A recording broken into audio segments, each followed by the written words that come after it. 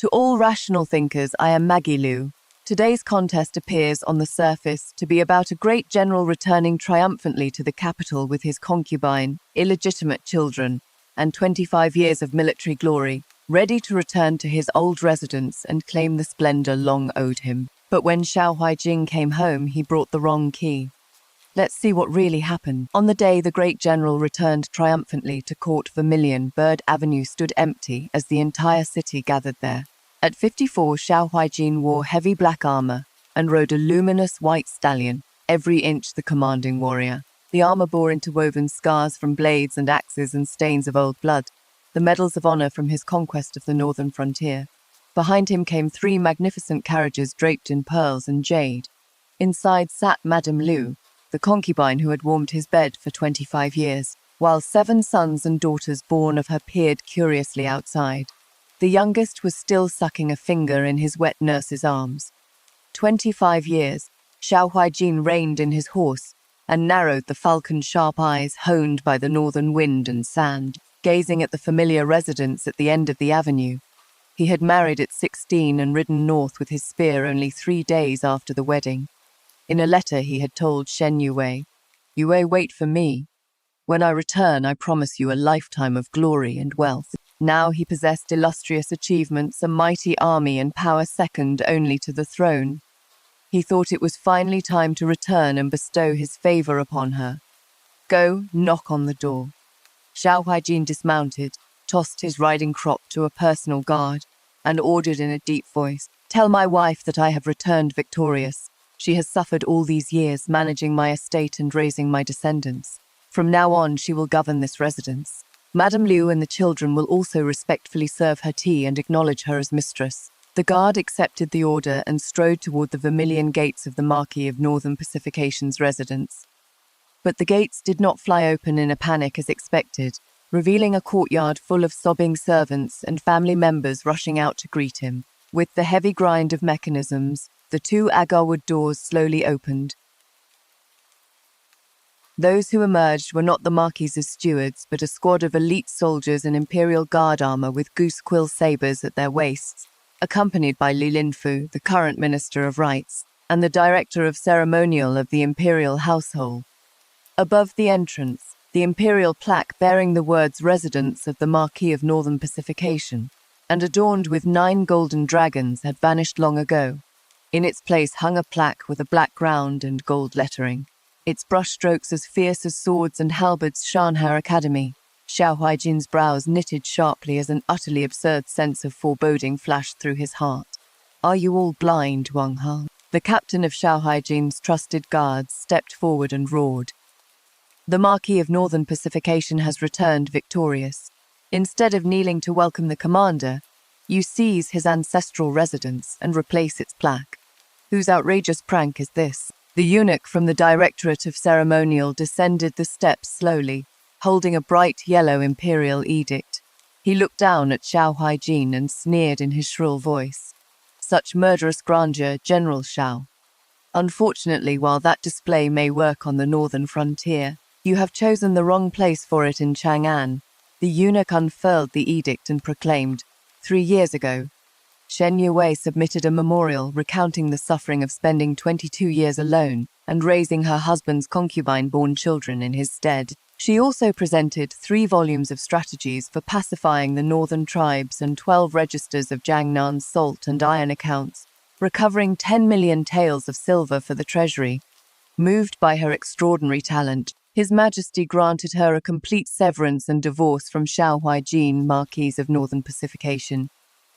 He appointed Lady Shen the first headmistress of Shanhai Academy, awarded her the upper first rank, granted her the privilege of establishing her own office with honours equivalent to the 3 excellencies, and placed her in charge of selecting all female officials and physicians in the realm. This residence is now the imperially bestowed government office of Shanhai Academy, not the Xiao family's private estate. General Xiao, you have come to the wrong door. The eunuch's words struck the deathly silent avenue like a thunderbolt from a clear sky. The tens of thousands of onlookers erupted at once. What, they're divorced? 3 years ago. The great general has just returned with a monumental victory, but his wife cast him off 3 years ago. Shen Yue, Wasn't she the legitimate daughter of the Shen family who once captivated all Chang'an? She is an upper first-rank official now. Xiao Huijin froze. His face turned from purple to blue, then from blue to deathly white. He stared at the vermilion imperial seal on the bright yellow edict, clenching his fists until his knuckles cracked and nearly crushing his black armored bracers. Impossible, absolutely impossible. Under Great Zhou law, a wife may be repudiated only if she bears no son. The 3 cardinal guides and 5 constant virtues still govern us.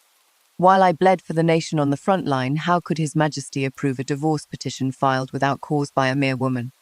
This is a conspiracy. That witch has usurped power. The carriage curtain flew open, and Madame Liu scrambled down in tears. General elder sister is trying to drive our entire family to death. We endured the wind and sand beyond the pass for 25 years, and finally made it home. How could she seize the residence and bar the general from his own door? Where is the justice in this world? The eldest concubine-born son, Xiao Chengye, could restrain himself no longer. He drew his sword, furious.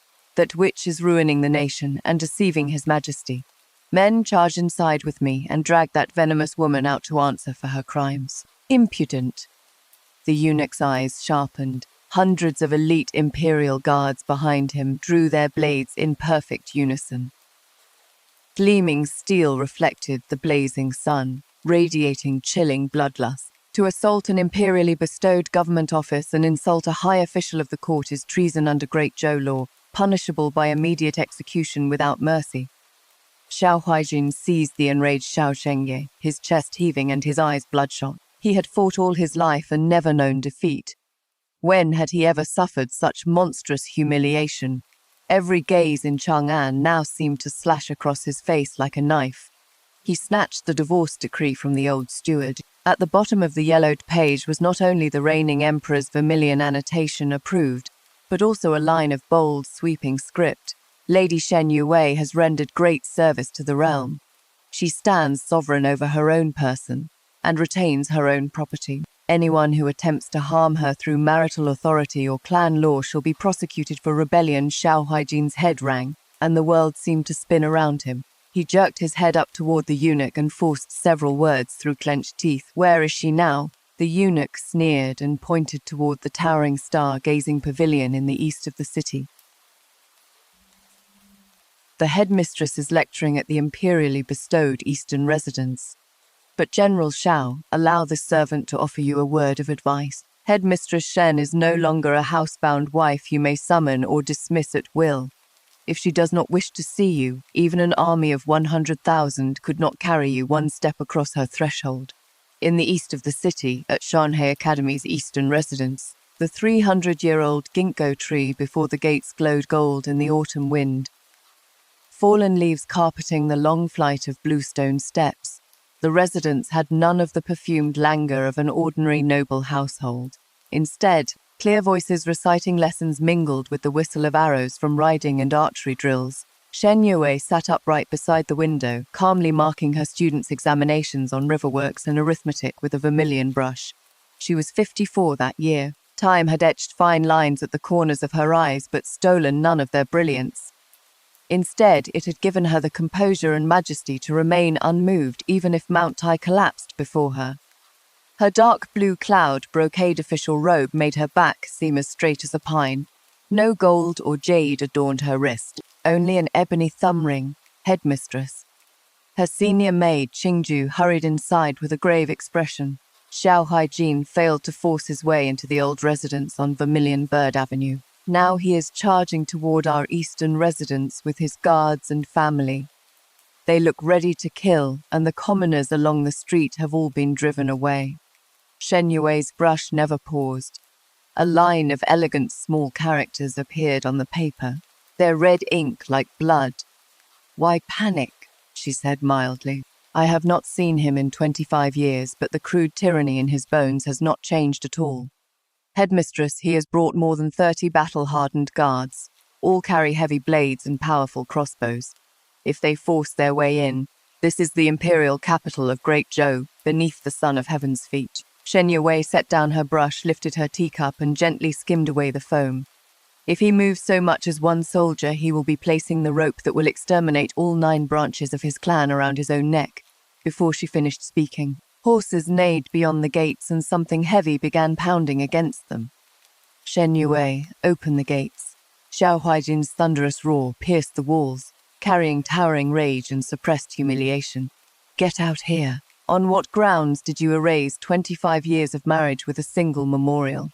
If you do not give me an explanation today, I will raze this damned academy to the ground." Shen Yue took a sip of tea and rose with perfect composure. "Come, let us meet this illustrious general." The residence gates opened wide.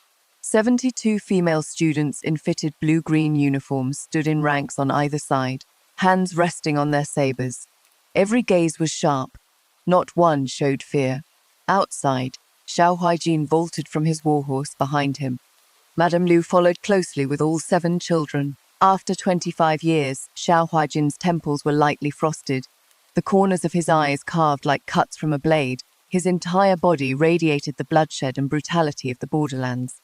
The moment he saw Shen Yue, utterly incredulous shock flashed through his eyes. Gone was the delicate, timid 16-year-old bride from his memories. The girl who could only lean against the door and weep. The woman before him gazed down like an abyss of ice 10,000 fathoms deep. For some inexplicable reason, even he, the god of war who had crawled through mountains of corpses and seas of blood, felt the suffocating pressure of having his very soul seen through. Suppressing the strange unease in his heart, Xiao Huijin stepped forward through clenched teeth. "Yue, have you finished making trouble? The moment I entered the city, all Chang'an began laughing at me. I know you resent me for not visiting you in 25 years, but I was killing enemies at the frontier. I was expanding Great Zhou's domain. I have now accomplished feats without equal.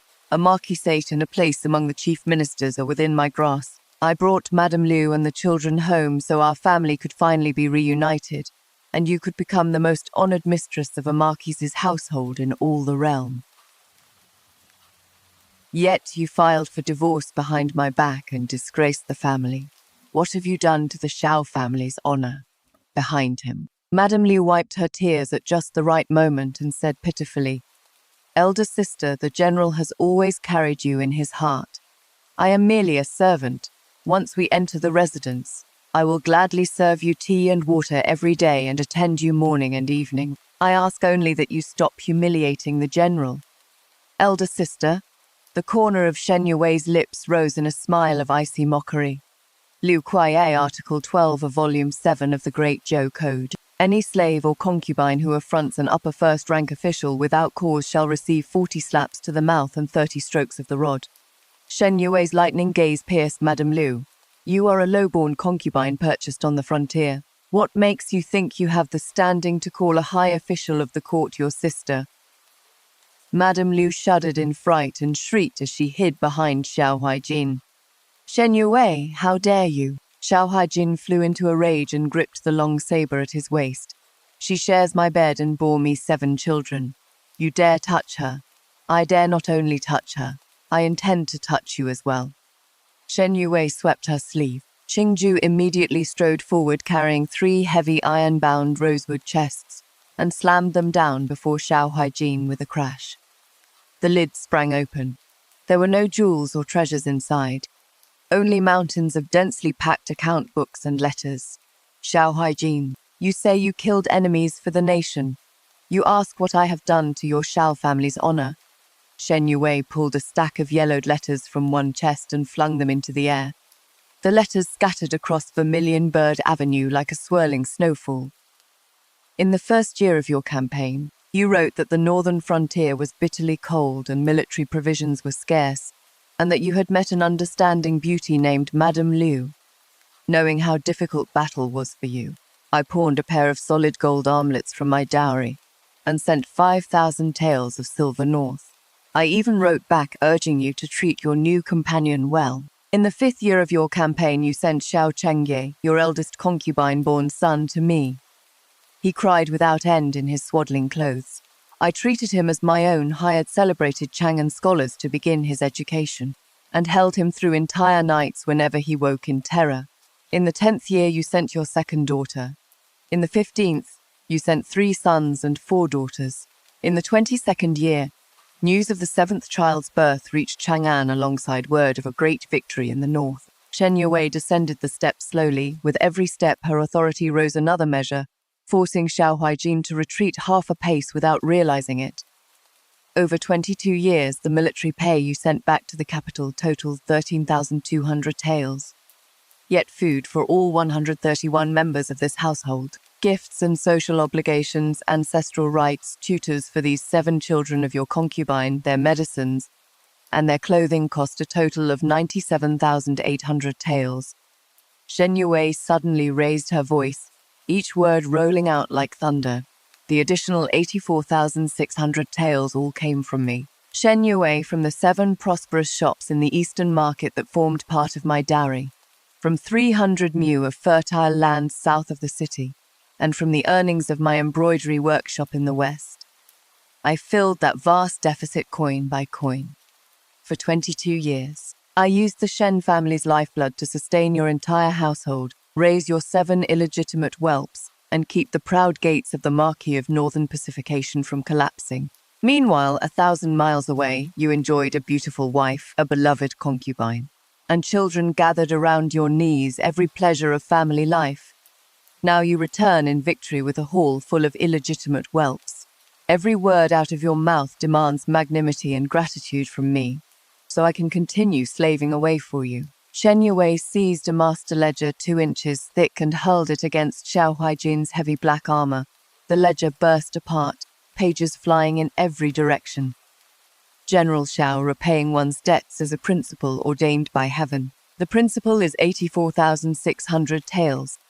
At the official 9-li interest rate charged by Great Zhou banks, principal and interest come to a total of 236,400 taels of silver.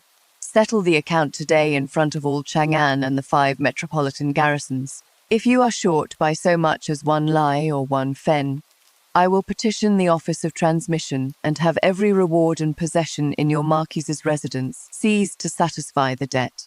236,400 taels. The number struck Xiao Huaijin like a colossal hammer, darkening his vision and sending blood surging in his chest. The surrounding crowd pointed and murmured, their whispers flooding his ears like the tide. So the great general's glorious career was supported entirely by his first wife's dowry. He used his wife's money to take a concubine and father children at the frontier, then came home intending to seize her private property. What magnificent authority! What god of war! He is plainly an ungrateful leech who bites the hand that feeds him. Xiao Huaijin had spent his life in battle. When had he ever endured such monstrous humiliation? He gripped the hilt at his waist, veins bulging at his temples as his teeth nearly cracked from the pressure. Shen Yue, very well indeed. A voice cold enough to freeze the bones emerged through Xiao Huaijin's clenched teeth. You think a few old account slips can erase the Xiao family's magnificent service to Great Zhou? We will settle this account in court. He lashed his riding crop, wheeled his horse around, and fled in disgrace with the humiliated Madame Liu and their illegitimate children. Night descended. The lamps shone brightly in the western residence, temporarily occupied by the Marquis of Northern Pacification. Xiao Huaijin sat in the place of honor in the main hall, his expression dark as deep water. His guards knelt on the floor, and the frozen air was almost impossible to breathe. Father, we cannot let that venomous woman get away with this.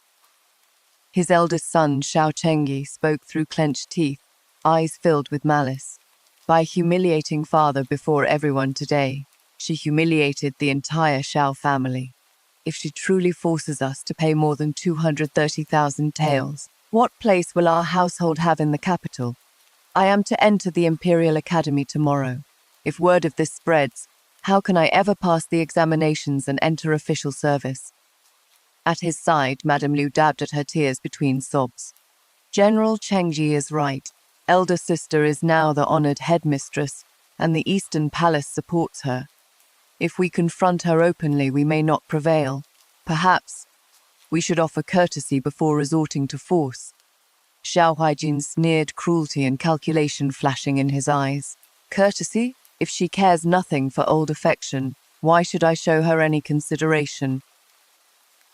He took a document he had prepared long ago from his robes and slammed it down on the table. It was a voluntary declaration of return to the clan and transfer of property to the common estate.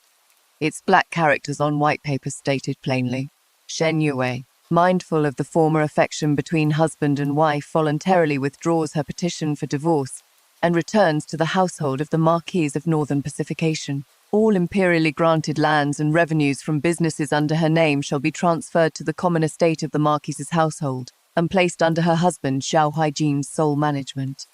Take a gilded invitation to the east of the city, Xiao Huijin ordered ominously. Tell her I remember the bond of our 25-year marriage and have prepared a humble cup of wine to apologize in person for today's events.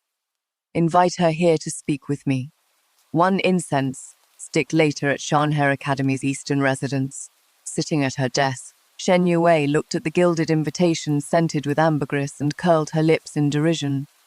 Qingju approached with a candle stand and said anxiously, Headmistress, Xiao Huijin plainly harbors ill intent. This is no apology. It is a trap at a banquet.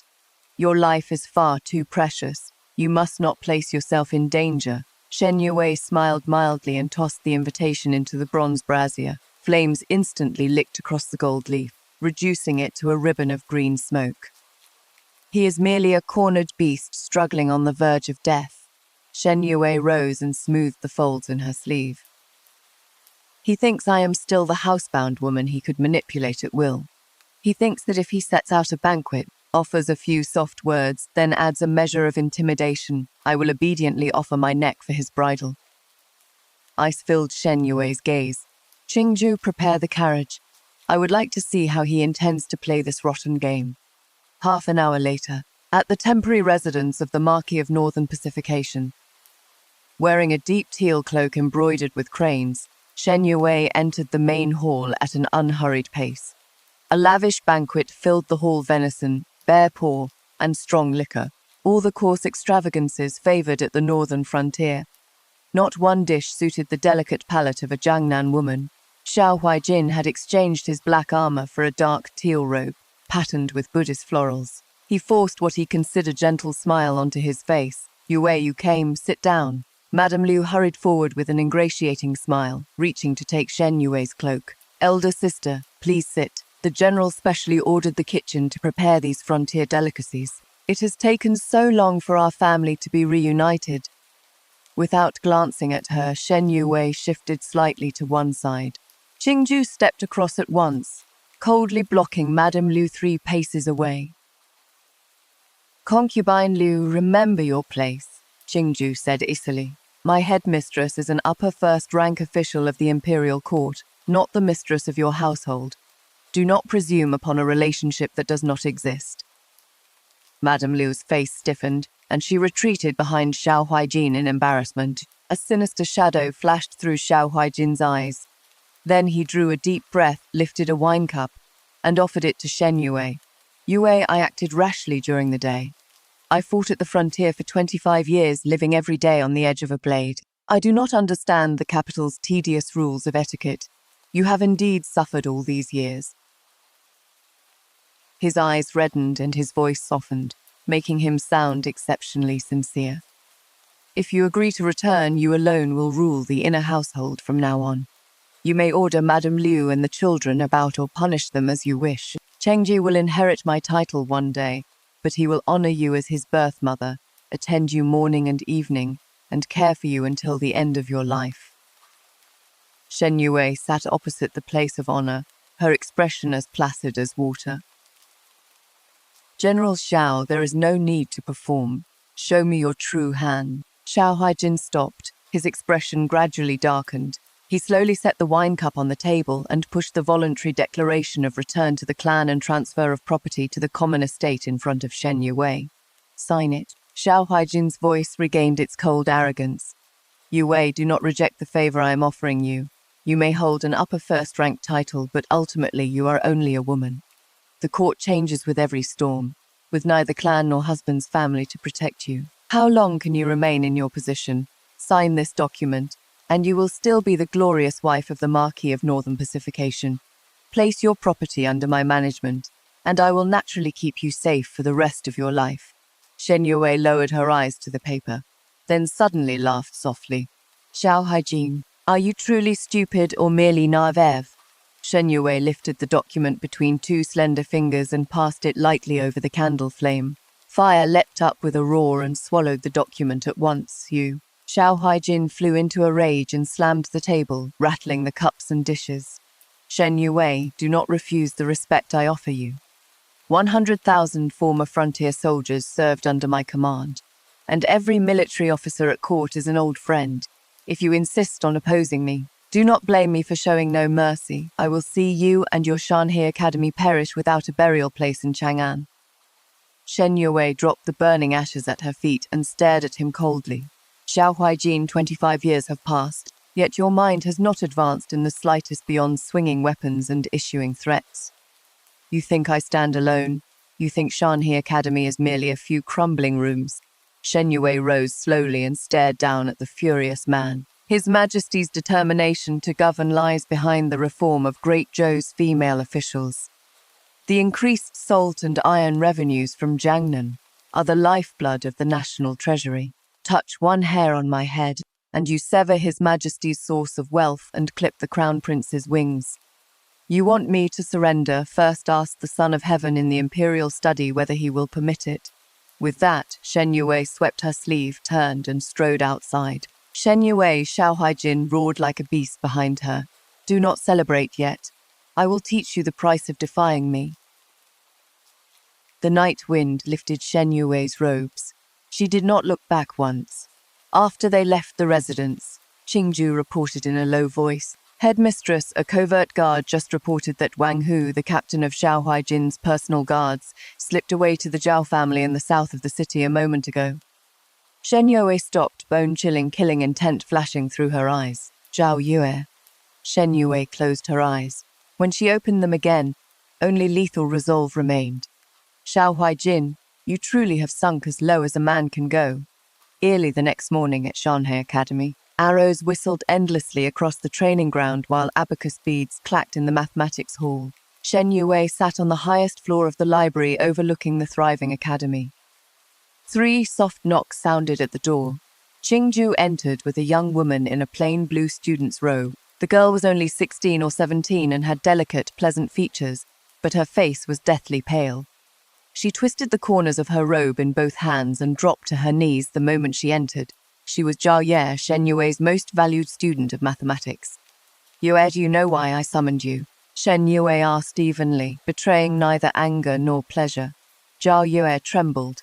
Tears instantly spilled from her eyes. Headmistress, I know I was wrong. Shen Yue took a sachet embroidered with twin lotus blossoms from her sleeve and placed it lightly on the desk. Double-sided embroidery. Inside are union powder from beyond the pass and an official waist token belonging to the Eastern Palace Guards. Shen Yue's knife-sharp gaze pierced Zhao Yue's heart. What did Wang Hu tell you when he climbed over the wall into your home at midnight and gave you this? Zhao Yue bit her lip until it hurt, tears streaming down her cheeks. He said the Marquis pitied my family's poverty and wished to adopt me as his daughter. Once he brought the headmistress down, he would recommend me as a female official in the palace. He also said that if I hid the sachet in the headmistress's study tonight at midnight, then accused the headmistress of colluding with an Eastern Palace attendant and corrupting the inner palace when the censorate searched tomorrow, he would present the 3 formal letters and 6 rights, and carry me through his doors in an 8-bearer bridal sedan. Fool. Beside her, Qingju trembled with anger. You thought he truly intended to marry you. Wang Hu already has a wife and 3 concubines beyond the pass. While drinking in an underground brothel, he openly boasted that he would sell you into prostitution once you had done the deed. At 16, you have mastered the 9 chapters on the mathematical art. The headmistress devoted herself to preparing you for an appointment in the Ministry of Revenue. Yet for a few sweet promises, you nearly cast all 72 of your classmates at Shanhe Academy into an abyss beyond redemption. Zhao Yue seemed struck by lightning. She collapsed on the floor and wailed in despair. Headmistress, I was a fool. That villain deceived me. I am willing to die to prove my resolve. I would never dare harm you or my classmates. She pulled the silver hairpin from her hair and thrust it toward her throat. Clang, the lid of Shen Yue's teacup flew out and knocked the silver hairpin precisely from her hand. You want to die. Cheap tears and a worthless life mean nothing in Great Zhou's struggle for power. Shen Yue slowly descended the steps and looked down at the sobbing Zhao Yue, her voice as cold as frost. Since Xiao Huaijin wishes to use your hand to brand Shanhei Academy and the Eastern Palace with the iron accusation of debauchery and treason, I would be wasting all his painstaking effort if I did not send him a generous gift in return. Zhao Yue lifted her tearful eyes. Bewildered headmistress, what should I do? A cold gleam flashed in Shen Yue's eyes. At midnight tonight, go to the Earth God Temple in the west of the city and meet him as planned. Not only must you go, you must tell him that you have safely hidden the Eastern Palace token and the treasonous correspondence in the secret compartment of my desk. Zhao Yue shuddered, then struck her forehead heavily against the floor. This student obeys. I will not fail you. At midnight, the wind was bitter. The Earth God Temple in the west of the city had been abandoned for years and was covered in cobwebs. Under the dim moonlight, its clay idol appeared especially hideous.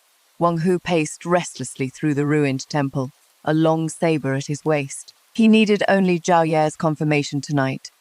The following morning, impeachment memorials from the Ministry of Rights and the Censorate would descend before the Emperor like snow. Shen Yue would not only have to relinquish the 230,000 taels, she would also bear the capital crime of deceiving the Emperor and committing treason. Creak, the temple door was pushed cautiously open a crack. Wrapped in a black cloak and carrying a dim lantern, Zhao Yue stumbled inside. Brother Wang, Zhao Yue's voice trembled with tears. Wild delight flashed in Wang Hu's eyes. He rushed forward and seized Zhao Yue's arm. Well, did you put the things inside?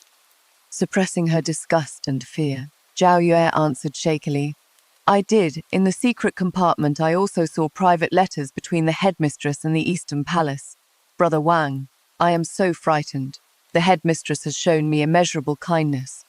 What I have done defies all justice under heaven. What is there to fear? After tonight, you will be the Marquis's adopted daughter and the future wife of an official. Wang Hu laughed loudly, savagery and greed in his eyes. He reached toward Zhao Yue's chin. Little beauty, you have earned great merit tonight. Why not let your brother have a taste of you right here in this ruined temple? Before he finished speaking, whoosh, a shrill whistle suddenly tore through the night sky. A heavy armor-piercing arrow forged from tempered steel shot through the window lattice and pierced the palm of Wang Hu's outstretched right hand with flawless precision. Thud! A terrible scream rang through the ruined temple. Blood gushed from Wang Hu's hand, now pinned to a wooden pillar. His features contorted in agony as he sank to his knees. Who is it? Show yourself. Boom! The two broken wooden doors of the ruined temple were kicked from their hinges. Dozens of elite imperial guards in heavy black iron armor surged inside like a tide. Their cold crossbow bolts trained in unison on every vital point of Wang Hu's body. Torches instantly lit the ruined temple as brightly as day. Surrounded by heavily armored guards, Shen Yue entered the temple at an unhurried pace in a blue robe and crane-embroidered cloak. Beside her stood the current heir to the throne, Crown Prince Zhao Shen, dressed in a bright yellow informal robe and wearing an expression of utter fury. And beside him stood Commander Zhang of the Capital Guards, gripping his tempered steel saber. Wang Hu raised his head and recognized the newcomers. When he saw the genuine Eastern Palace 9-dragon jade pendant at Zhao Shen's waist, half his soul fled his body. Forgetting even the searing pain in his hand, he collapsed like a heap of mud. See Crown Prince, Headmistress Shen. Crown Prince Zhao Xian stepped forward with a livid face and kicked Wang Hu viciously in the chest. Bang! Wang Hu flew backward, overturned the altar, and spat out a great mouthful of blood. Pointing at the counterfeit Eastern Palace Guard token and the Union powder on the ground, Zhao Xian spoke with bone-chilling murderous intent. Wretched cur, Xiao Haijin has astonishing audacity. As commander of the frontier, instead of serving the court, he orders his guard to forge an Eastern Palace token, frame the Crown Prince's tutor, and assassinate the heir's good name. It seems the Marquis of Northern Pacification's household believes all 9 branches of its clan have lived too long. Shen Yue approached with an indifferent expression and looked down at the trembling Wang Hu. Wang Hu, if you are wise, you will confess every detail of how Xiao Huaijin ordered you to forge evidence, embezzled military pay, and conspired to force the palace. Otherwise, the Supreme Court's 108 tortures will leave you unable to live and unable to die. Faced with the formidable imperial guards and the murderous crown prince, Wang Hu finally understood that the Xiao family had stepped into an abyss from which there was no return. Snot and tears streamed down his face as he repeatedly knocked his head against the floor. Your Highness, spare me. Headmistress, spare me. I'll confess everything. The Marquis forced me to do all of it. The scent of blood had yet to dissipate from the Earth God temple in the west of the city. Wang Hu slumped beneath the altar, his arms bound tightly behind him with ox sinew cord. His forehead was a bloody ruin, and his entire body shook like a sieve as he confessed every detail of Xiao Huaijin's embezzlement of military pay, illegal sale of war horses, and present scheme to frame Shanhe Academy and the Crown Prince. Your Highness, Headmistress, I have confessed everything. Wang Hu wailed through tears and mucus. The Marquis said that as long as he could implicate the Eastern Palace and Shanhe Academy in illicit relations and debauchery, Chancellor Li's men in the censorate would immediately impeach them and pressure His Majesty to revoke Shanhe Academy's charter and award all the headmistress's property to the Marquis's common estate. It was all the Marquis and Chancellor Li's idea. I was only following orders. Crown Prince Zhaoxian stood inside the ruined temple, his black cloak snapping around him, fathomless cold blazing in his eyes. Chancellor Li, what an excellent chief minister, and what an excellent Marquis of Northern Pacification. Zhao Shen sneered and turned to Shen Yue. Tutor, we have both witness and evidence.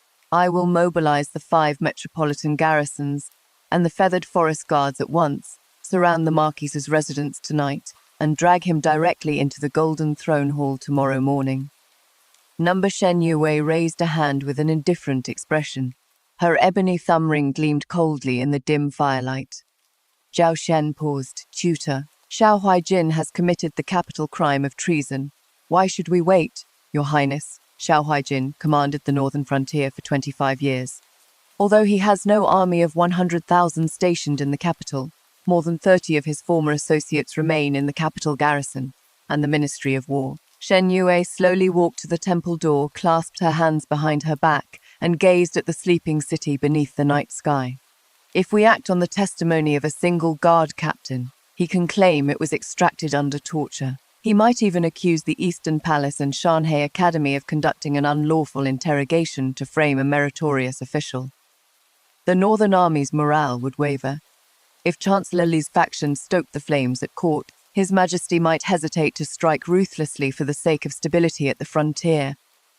He would likely punish both sides equally, docking their salaries and confining them to their residences. Zhao Shen's gaze sharpened. Tutor, you mean? If we cut the weeds, we must tear out the roots. Shen Yue turned, her eyes as deep as an abyss. He relies on his military achievements as armor and expects his colleagues across the court to answer his call. Does he not? Then we will give him an opportunity to strike back. Shen Yue lowered her eyes toward Commander Zhang. Commander Zhang. Commander Zhang immediately clasped his fist and bowed. At your command, seal off all news from the area around the Earth God Temple. Announce that Wang Hu's secret meeting last night with an external female student of Shanhe Academy was exposed, and that he fled in fear of punishment, fell from a cliff, and died. An exceptionally cold smile curved Shen Yue's lips. Secretly imprison Wang Hu in the deepest condemned cell of the imperial prison. Have the Eastern Palace's most loyal agents guard him closely. At the same time, leak word to the Marquis's residence that Shanhe Academy is in turmoil following the exposure of a female student's affair. Say that I have panicked and am desperately trying to balance the Ministry of Revenue's accounts to bury the scandal. A sharp light flashed in Zhao Xian's eyes, and he clapped his hands in praise. A brilliant plan, tutor. Once Xiao Huaijin learns Wang Hu is dead and unable to testify and sees Shanhe Academy in disarray, he will think heaven has delivered the perfect opportunity. He will be unable to wait before joining Chancellor Li in an attack at the Grand Court audience. Shen Yue nodded slightly. There is more. Qingju, issue my order as headmistress. Have the Ministry of Revenue's Bureau of Expenditure inspect every silk shop, pawn shop, and granary registered to the Marquis's household overnight. Under Great Zhou law, when an official or commoner refuses to repay a debt, the government may seal the debtor's property in advance. Does he not owe me 236,400 taels of silver? At dawn tomorrow, place government seals on every piece of the Marquis's private property in the capital. I would like to see how long this arrogant, overbearing general can endure once we cut off his money and his path of retreat. At daybreak the following morning, a shocking report swept across all Chang'an, like a violent storm. A large group of female officials from Shanghai Academy, carrying official documents from the central office of the Ministry of Revenue and escorted by elite capital guards, went straight to the 9 prosperous shops and 3 granaries registered to the Marquis of Northern Pacification. Bright red government seals smacked against the vermilion doors of every establishment. They've been sealed, every one of them. The Marquis's household owes headmistress Shen more than 200,000 taels. The Ministry of Revenue personally ordered the properties seized to repay the debt. I heard the great general even diverted military pay and death benefits. The Marquis's household is now so poor it cannot pay its servants' monthly wages. Commoners packed the streets and applauded the news. Meanwhile, the Marquis's temporary residence was already in complete chaos. She has gone too far, far too far. Xiao Huaijin split the writing desk in 2 with one blow of his palm, his eyes bloodshot and his rage demented. Outside, the steward stumbled inside on hands and knees, wailing, "My lord, disaster! Every rice and grain shop belonging to the household has been sealed, and Shanghai Academy's people have taken over the estates outside the city. Even the betrothal money prepared for the 2nd young master and 3rd young lady was seized on the spot by the Ministry of Revenue to settle the debt." Madame Liu wailed in the courtyard with several of the younger children. "General, we cannot live like this. That venomous woman means to drive us to ruin." Cheng Jie went to the Imperial Academy this morning, but his classmates pointed at his nose, called him the son of a thieving convict who refuses to pay his debts, and chased him back home. Xiao Chengyi charged into the study with disheveled hair and dropped to his knees before Xiao Huaijin, his face twisted with malice. "Father Wang Hu fell and died last night. That venomous woman now controls everything in the Ministry of Revenue.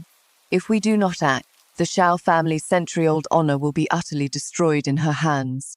Xiao Huaijin's chest heaved. The killing intent in his eyes had almost taken physical form. "Wang Hu is dead. A dead man cannot testify." "Good, excellent." Xiao Huaijin threw back his head and laughed wildly, endless brutality filling the sound. "Shen Yue, heaven itself wants you dead." He hauled Shang Ye to his feet and shouted, "Prepare the horses. Come with me to see Chancellor Li. At tomorrow's Grand Court audience, I will impeach Shen Yue before His Majesty and every civil and military official for exercising arbitrary power, stealing credit for military achievements, and corrupting the Eastern Palace. I will see her perish without a burial place." At the Grand Court audience in the Hall of Heavenly Mandate, dawn broke over the ranks of palace halls and shone upon the Golden Throne Hall's 9 dragon pillars, creating an atmosphere both majestic and severe. Civil and military officials stood in 2 ranks. The reigning emperor sat upon the dragon throne, solemn and innately commanding.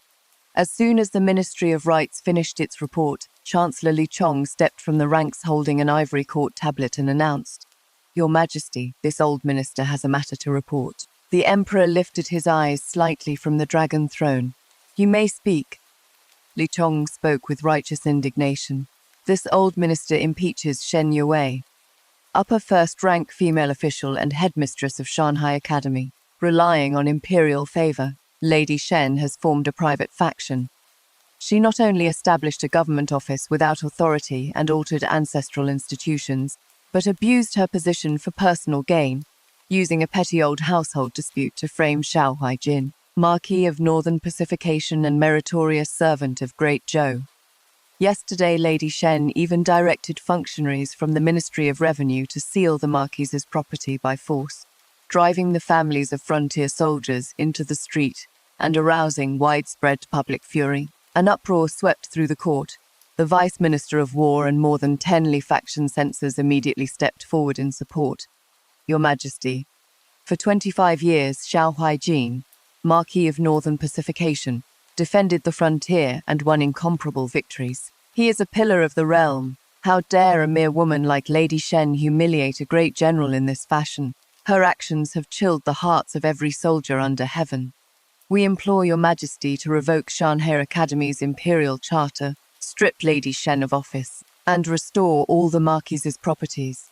The enraged ministers raised a thundering clamour. Amid the din filling the hall, Shen Yue entered in a dark blue cloud brocade official robe, utterly composed. Her posture was straight and her steps steady. Each footfall seemed to land on the hearts of the assembled civil and military officials. Behind her, Xiao Huaijin strode into the hall in a black court robe, the weathered face of the Marquis of Northern Pacification filled with arrogant certainty of victory. Headmistress Shen, the Son of Heaven said slowly from the dragon throne, his voice betraying neither pleasure nor anger. All the officials at court accuse you of humiliating a meritorious frontier commander and using public office for a private vendetta. What do you say in your defense? Xiao Huaijin sneered, stepped forward, and clasped his hands before she could answer. Your Majesty, this subject fought on the battlefield for 25 years and survived death 9 times over. Never did I imagine that on the day I returned to the capital, a wicked woman would bully me in this fashion. Lady Shen possesses neither virtue nor talent. Worse, she permitted female students at her academy to conspire with attendants from the Eastern Palace, corrupting morality and order. I implore your Majesty to abolish Shanhai Academy and behead Lady Shen publicly under Great Zhou law, upholding the law of the nation and calming the army. As Xiao Huaijin finished, every member of the Lai faction knelt in unison and thunderously voiced their support. The entire hall seemed to become a giant noose intended to strangle Shen Yue before the imperial throne. Yet, standing at the center of the storm, Shen Yue suddenly laughed. Her clear, melodious laughter seemed exceptionally jarring in the solemn golden throne hall. Yet it carried the overbearing contempt of one who regarded every powerful dignitary at court as beneath notice. What are you laughing at? Li Chong knitted his brows and rebuked her sharply. Such impropriety before his Majesty. Where is your decorum? I am laughing because death stands before you, yet you do not even know it. Shen Yue turned slowly. Her blade-like gaze swept over Li Chong and Xiao Huaijin, each word ringing like metal striking stone. Xiao Huaijin, you claim you bled for the nation for 25 years. You claim your victories brought glory to the realm. Shen Yue slowly removed a sealed confidential memorial from her sleeve and raised it high above her head. In the 12th year of Yong'an, famine struck the northern frontier. The court allocated 300,000 shy of grain for military relief. You withheld 80,000 shy and sold it through border markets to tribes beyond the pass in exchange for 10,000 taels of gold. More than 3,000 soldiers defending the frontier froze or starved to death as a result. In the 18th year of Yong'an, after the great victory at Shufang, the court issued 500,000 taels of death benefits. You embezzled 60% to build a private estate beyond the pass and maintain private soldiers. In the 22nd year of Yong'an, you fought to claim the greatest credit by falsely reporting 8,000 barbarian heads.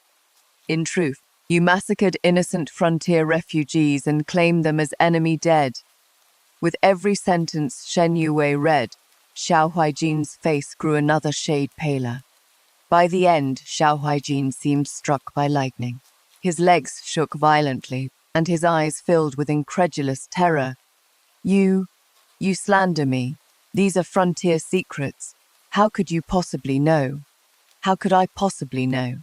Shen Yue sneered, and flung open the confidential memorial, revealing a master account sheet bearing a bright vermilion seal. You have probably forgotten that for the past 22 years, every payment of military funds and every shipment of grain sent north from Jiangnan was personally escorted by my Shen family's trading house. For every secret account recording your debauchery and embezzlement at the frontier, I hold an identical copy of the ledger. Boom, all the civil and military officials in the hall drew sharp breaths and stared at one another, cold spreading through every limb. Your Majesty, with a solemn expression. Shen Yue lifted her robe and knelt, presenting the confidential memorial with both hands. This subject Shen Yue impeaches Xiao Huaijin.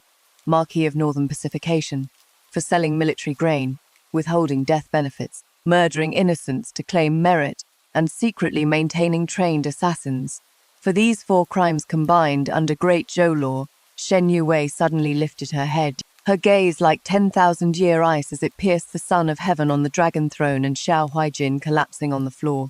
All 9 branches of his clan must be executed, and 3 generations exterminated. The words exploded through the hall of heavenly mandate like thunder from the highest heavens. The officials of the Lai faction who had been clamoring their support moments ago now turned ashen and silent as winter cicadas. A falling needle could be heard throughout the Golden Throne Hall. Only Xiao Huaijin's heavy, rapid breathing broke the deathly silence. Absurd, complete nonsense. The corner of Chancellor Li Chong's eye twitched. The first to recover, he rebuked her sharply. Your Majesty, Lady Shen is merely a sheltered woman from the inner household. How could she know frontier military secrets? She wishes to frame a pillar of the realm with account books she fabricated herself. It is the greatest joke under heaven. As if seizing a lifeline, Xiao Huaijin roared with a bloodless face. Your Majesty, this subject is innocent. Lady Shen resents me over our divorce.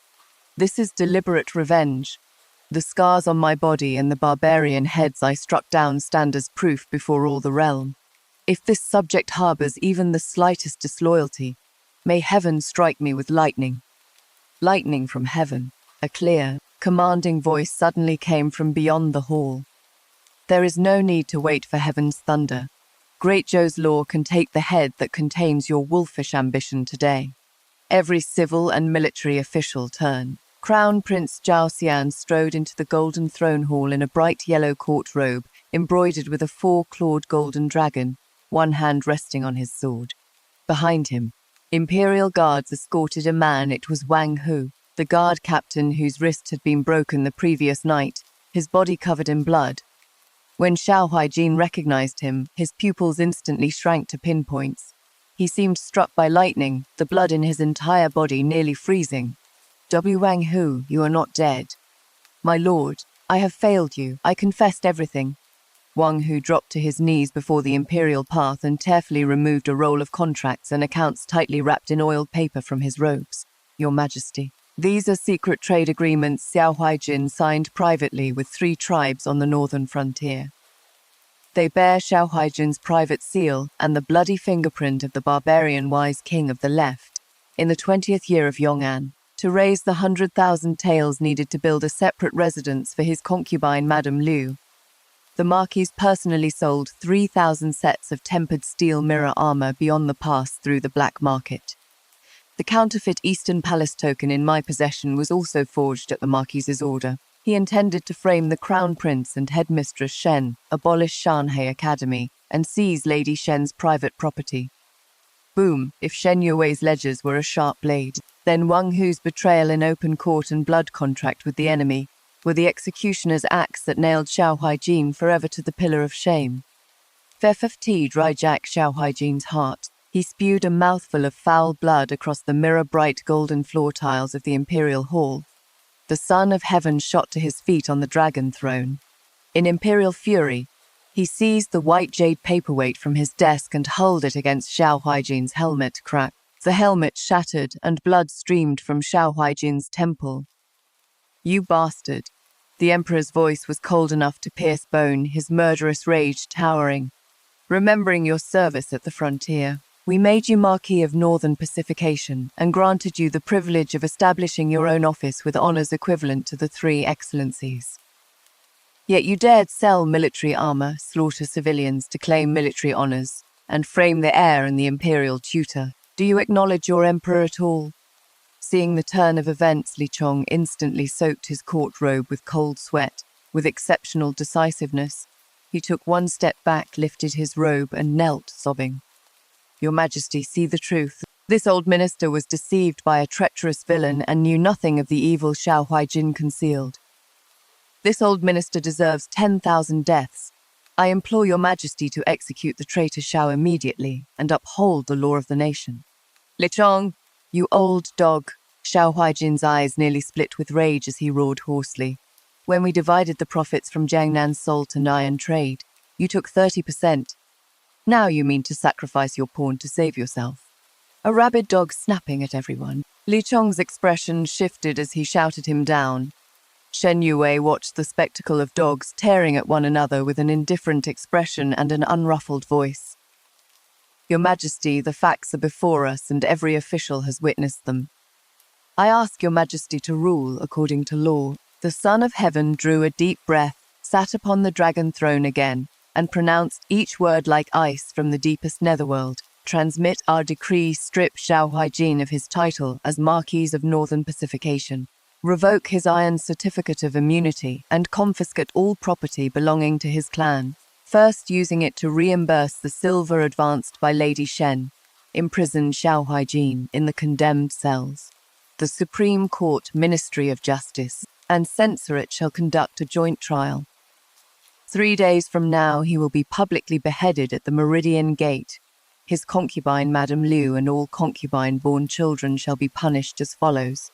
The males shall be exiled to serve in the army in Lingnan, and the females shall be enslaved in the Imperial Entertainment Bureau, never to be pardoned for all generations.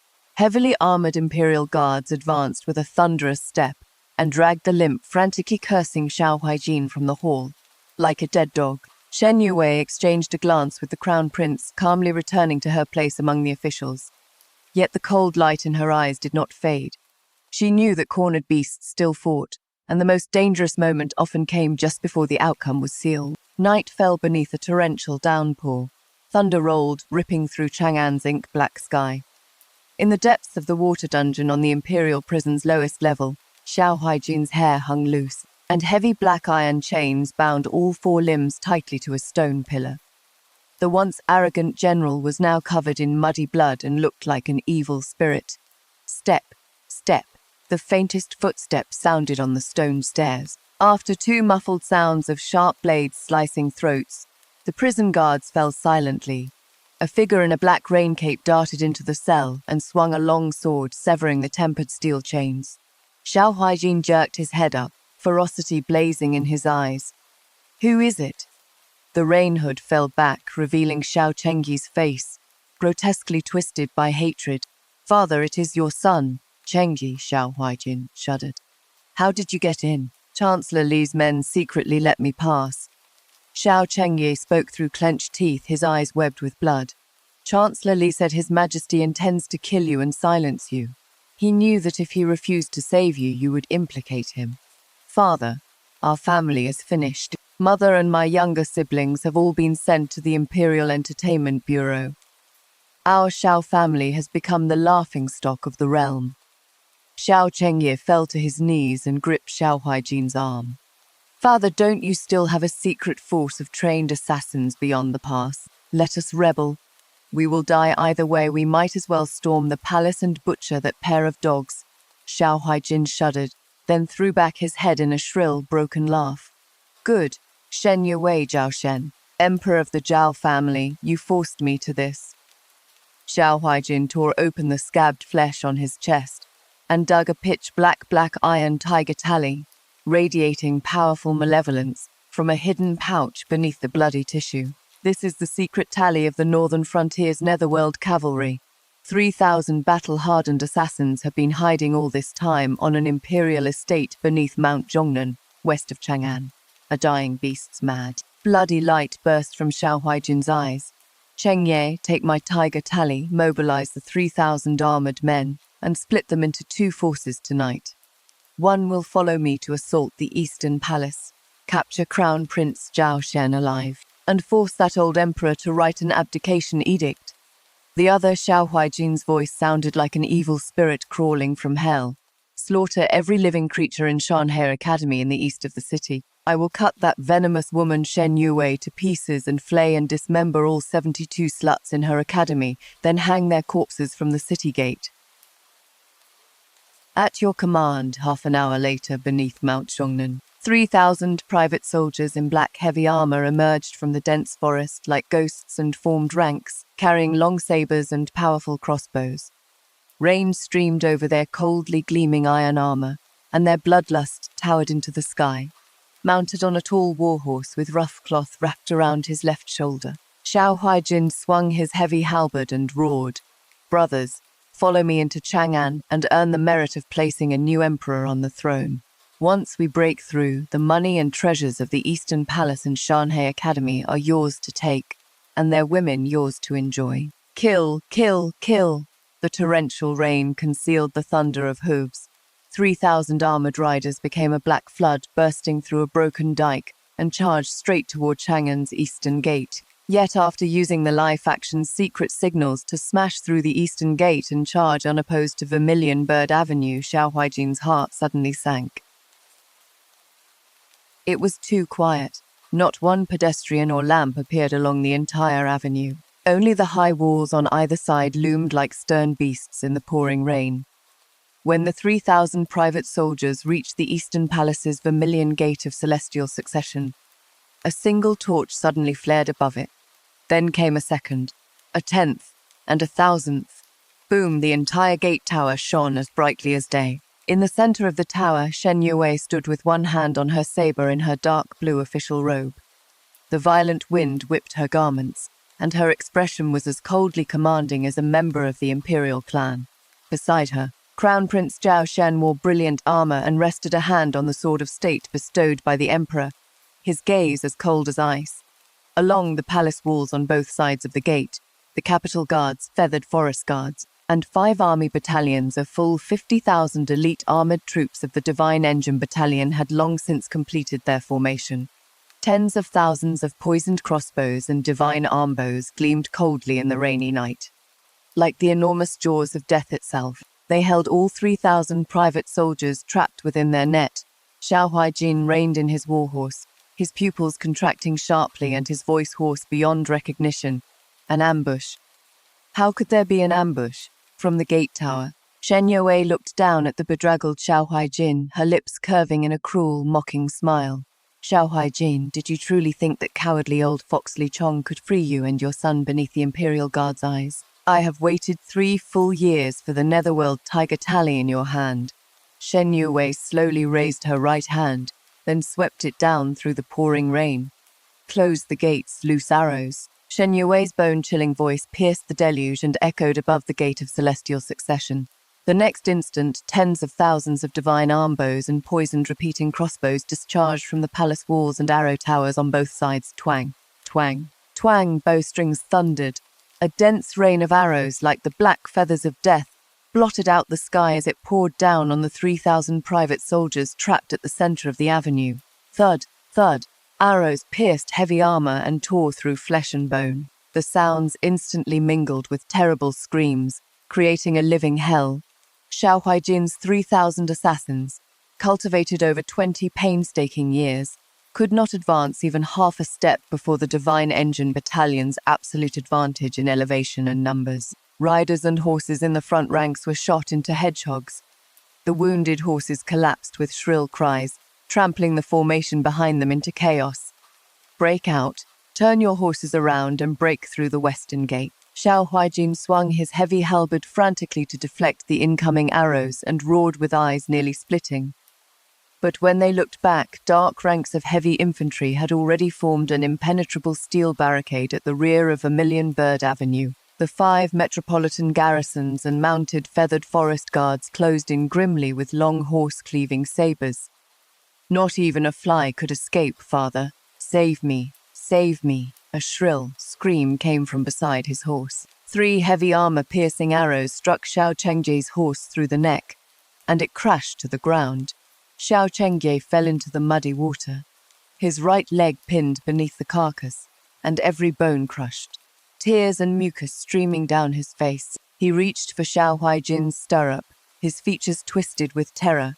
Just as Xiao Huaijin reined in his horse, a cold flash cut through the night from the gate of celestial succession. Shen Yue herself had drawn a tempered steel carved bow with a pull of 1 shy and 6 doubt.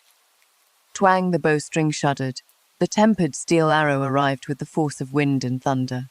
With a wet thud, it pierced Xiao Chengjie squarely through the throat and pinned his entire body to the bluestone paving of Vermilion Bird Avenue. Xiao Chengjie's eyes bulged. A gurgle came from his throat. After 2 spasms, he fell completely silent. "Chengjie, Xiao Haijin's eyes nearly split as he released the howl of a wounded beast. Before he could recover from the agony of losing his son, a second and third arrow arrived in succession. Thud, thud, the two arrows struck together, piercing both of Xiao Haijin's shoulder blades with perfect accuracy. Agony overwhelmed him, the heavy halberd clattered from his hand, and he tumbled from his warhorse into the bloody mud. Half an hour later, the surrounding battle cries gradually ceased. Not one of the 3,000 rebels survived. All were executed. Rain washed the black blood from the avenue. Commander Zhang and the blood-soaked Imperial Guards pinned Xiao Haijin down. With one flick of his long saber, Commander Zhang neatly severed the tendons in all four of his limbs. Like a skinned dead dog, Xiao Haijin lay limp in a pool of blood, glaring at Shen Yue as she slowly descended from the gate tower. Shen Yue wore a dark blue crane-embroidered cloak, and Qingju held a plain umbrella above her. Not a speck of mud stained her embroidered shoes. Shen Yue, you venomous woman, you killed my son and destroyed everything I built. Even as a ghost, I will never spare you. Bloody foam ran from Xiao Haijin's mouth as he cursed her madly. Shen Yue stopped before him and looked down. Her eyes held none of the wild delight of fulfilled vengeance, only the indifference with which one might regard a blade of grass. Xiao Haijin, I did not kill your son, T. To all rational thinkers, this reckoning upon the general's triumphant return has now come full circle. When a person can prove he remains powerful only by relying on his former identity, he has already lost true power. Let us hear the next story. In my previous life, I used the entire Marquis's household to pave Pei Yanxi's road to power. He placed third in the imperial examination, entered the Grand Secretariat, and became Chancellor, yet he personally sent me to the imperial prison. Before I died, he stood beyond the cell door and told me, Yi Jue, if you had learned to behave earlier, I would never have been forced this far. When I opened my eyes again, I had returned to the Flower Festival banquet. He was still the refined young third-place scholar, holding a jade hairpin and waiting for me to accept. This time, I smiled and stepped back. Young Master Pei, I will not marry you. I died in the imperial prison in the depths of winter. That year, snow fell heavily over the capital. Cold winds slipped through cracks in the wall like countless tiny knives, cutting so deeply that even my bones ached. Curled up on a straw mat, I heard footsteps beyond the iron door. Steady, slow, familiar, I had listened to those footsteps for 10 years. Once had filled me with joy. Later they made me afraid. In the end, they left only numbness. The cell door opened, and Pei Yanxi entered in a black cloak. He was now Great Zhou's youngest chief grand secretary, a man of unsurpassed rank and refined distinction. Candlelight fell across his face. It still possessed the gentle warmth I remembered, but not a trace of his former affection remained in his eyes. A woman followed him. She wore a snow-white fox fur cloak and a dangling red plum hair ornament. Her face seemed delicate and weak, but her eyes could not conceal her triumph. Sulor, the beloved woman Pei Yanxi had hidden for many years. In my previous life, I did not discover her existence until my 3rd year of marriage. At the time, Pei Yanxi said she was the orphan daughter of an old friend, alone and without support, and could only stay in our residence temporarily. I believed him. Later, she moved into the eastern courtyard, took control of the inner household, wore fabrics meant for me, used my jewelry, and even tampered with the medicinal herbs my father sent. I confronted Pei Yanxi. He said, Luo is frail, give way to her. I said, I am your wife. He remained silent for a long time before replying, Jue, you already have everything. What did I have? I had the status of the Marquis of Northern Pacification's legitimate daughter. I had the military achievements for which my father and brother risked their lives. I had a marriage envied by the entire capital. Yet in the end, my father was framed for colluding with a foreign enemy. My brother died while escorting a shipment, and the Ye family's century-old prestige collapsed overnight. And Pei Yanxi climbed to supreme power over the bones of the Ye family. That day, he stood outside the cell and looked down at me. Ye Jue, if you had learned to behave earlier, how would matters ever have come to this? I looked up at him. Behave, my voice was as hoarse as if scraped by sandpaper. Behave while you elevated Sulur as your lawful wife. Behave while you framed my father and brother. Behave while I handed you the Yi family's military tally. Pei Yansi frowned. The Ye family's achievements overshadowed the throne. It was time for them to withdraw. I laughed until my chest hurt. So you handed the emperor the knife. He did not deny it. Sulur sighed softly at his side. Elder sister, you are always so aggressive. Brother Yansi had no easy choice either. I looked at her. If I had possessed a knife, I would have loved to slash apart that pitiful face. Unfortunately, I had none. All I had was a body ruined by illness, 2 hands purple with cold, and a heart full of hatred nearly burned to ash. Pei Yansi placed a pot of wine in front of me. Drink, you will suffer less. I stared at the wine. Poison. He said, a dignified end. I laughed until tears came. He was actually still willing to grant me dignity. I did not touch the wine. I merely leaned against the wall and slowly closed my eyes. Pei Yansi. Yes, if I could choose again, I would never choose you. He was silent for a long time, so long that I thought he had already left.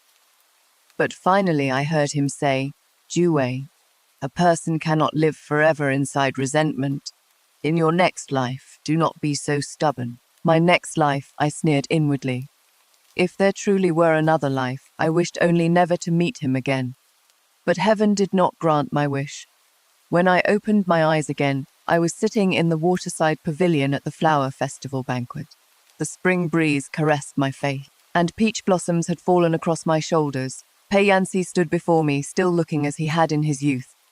A white robe, a blue-green sash, clear and handsome features, and a jade hairpin carved in the shape of pear blossoms held in his hands. He smiled and asked, Jue, do you like this hairpin? I looked at the jade hairpin, my fingertips growing colder by degrees. The flower festival banquet. The year I was 16. Pei Yansi had just placed 3rd in the palace examination, and every young woman in the capital was watching him.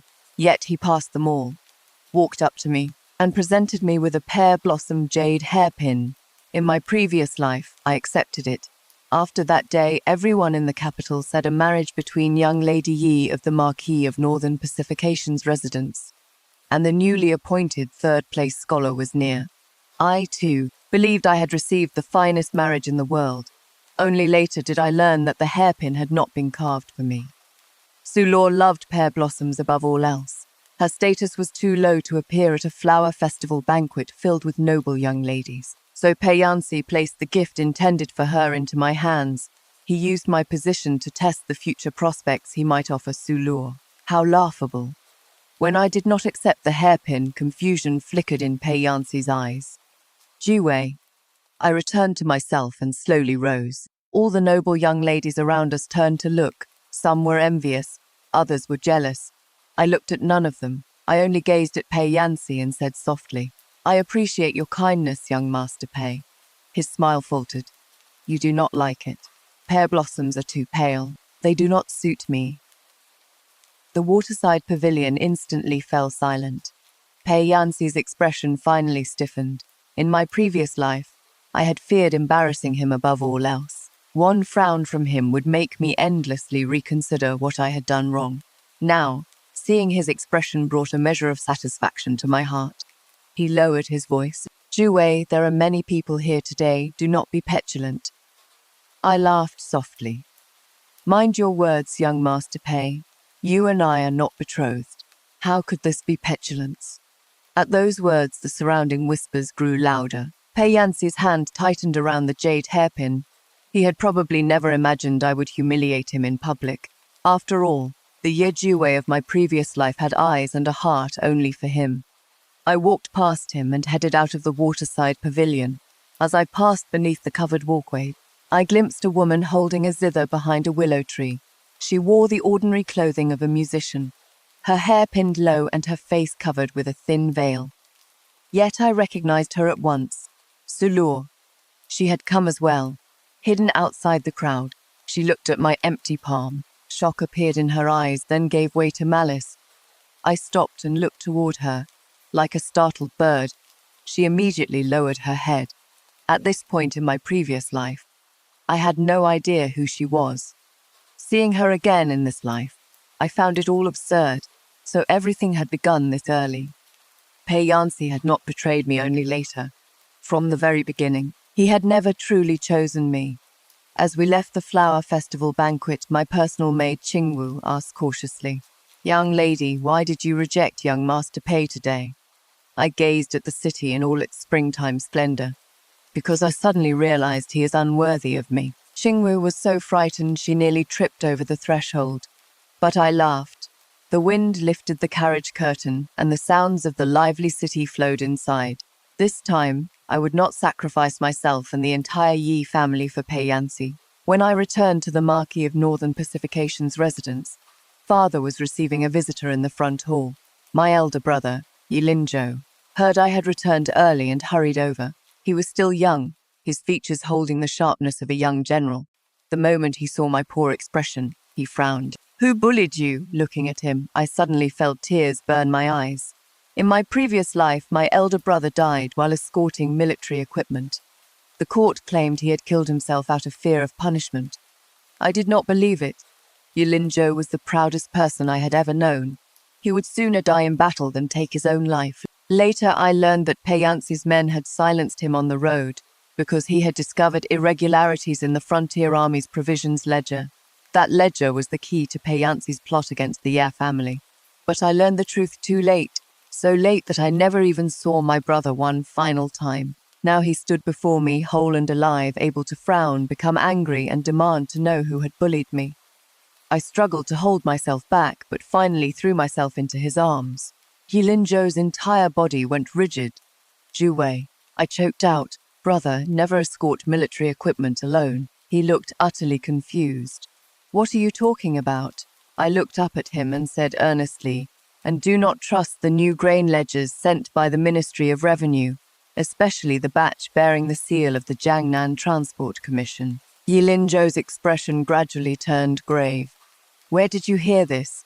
I could not tell him about my previous life, nor could I directly tell him that 3 years from now, Yancy would use the Jiangnan military provisions case to drag the Ye family into an abyss beyond redemption. All I could say was, "At the flower festival banquet today, I overheard several merchants from Jiangnan saying that the Transport Commission's accounts have been unclear lately. It could do no harm to investigate if you have the opportunity." Yilinzhou stared at me for a moment. "You have never cared about such matters." "I will from now on." He fell silent. I added, "Also, has Father considered any marriage candidates for me?" Yilinzhou's expression grew stranger still. "Weren't you determined to marry Yancy?" I shook my head. "Not anymore." His eyes lit up. "Truly, in my previous life, Father had never liked Yancy. He said Yancy was too calculating. Though born to humble circumstances, his ambition was excessive, and he might not make a good husband, but I refused to listen. I accused Father of looking down on scholars from poor families. I even refused to speak to him for half a month because of Yancy later. When disaster struck the Ye family, Father had someone bring me a final message before his death. He said, "Zhu, Father does not blame you, but if you ever have the chance to choose your own path again, do not look back at the wrong man." At the time, I cried until I lost consciousness. Now I could finally choose. Yilinzhou immediately ordered someone to bring over an album of portraits. "Father prepared this long ago. He merely did not dare show it to you for fear you would make another scene." I opened the album. The first was the legitimate second son of the Minister of Rights. The second was the heir's eldest son in the Duke of An's household. The third was the youngest son of the Earl of Ningyuan. I turned the pages one by one until I saw a name, Xixian. The young man in the portrait wore a fitted dark teal uniform and carried a bow on his back. His expression was cool and remote. The brushwork was spare, yet it still revealed exceptionally fine features. My fingertips stopped. In my previous life, Xixian and I had barely known one another. He was the second son of the general of pacifying the frontier's household. Celebrated from a young age, he later became commander of the Black Armor Battalion. After disaster struck the Ye family, everyone avoided me as if I were poisonous. Only he stopped the prison cart on the day I was taken to the imperial prison and handed me a cloak. He said, "Young Lady Yi, the wind is cold." Only later did I discover he had secretly investigated the Ye family's case for 2 entire years, trying to overturn the verdict. Unfortunately, before he uncovered the answer, he was dispatched to the northern frontier. After that, he died on the snowy plains. Not even his bones returned. In prison, I once overheard a jailer mention that Shi Xian had left a letter before departing.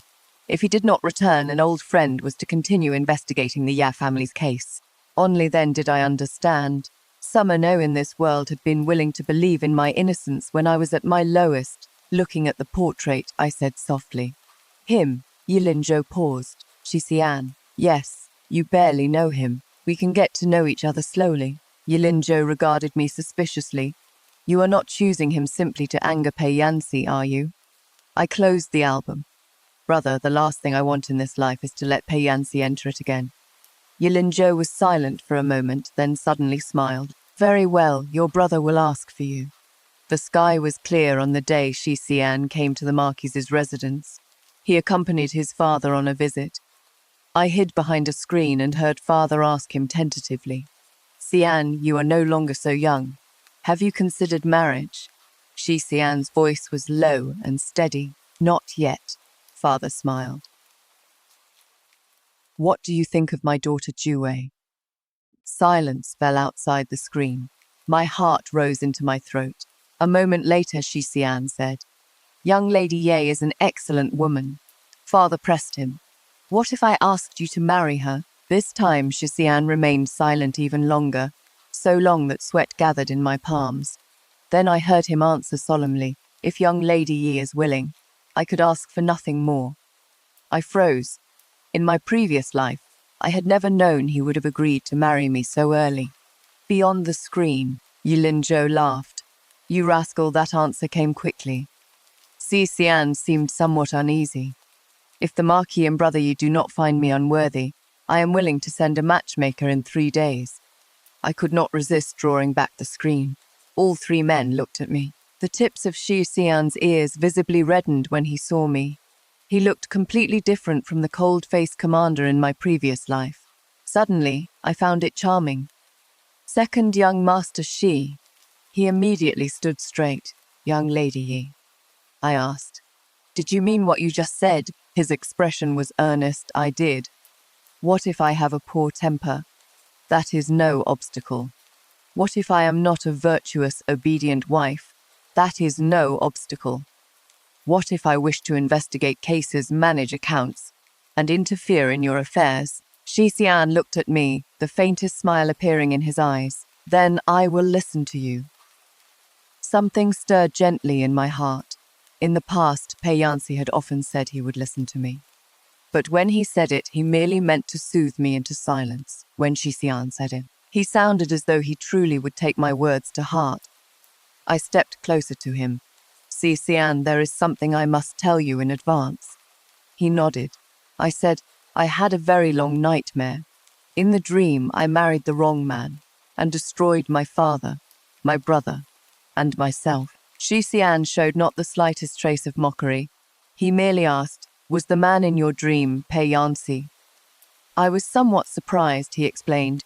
Word of today's events at the Flower Festival banquet has already spread. I smiled. It was him. Shi Xian's gaze chilled slightly. I continued, So I am deeply suspicious now, and I do not know how to trust others. If you marry me, life may be difficult for you. Shi Xian looked at me and said earnestly, Then learn to trust slowly. I froze, he added. Young Lady Yi need not trust me immediately. I will prove myself. Suddenly, I did not know what to say. Father and brother exchanged a glance, barely suppressing their smiles.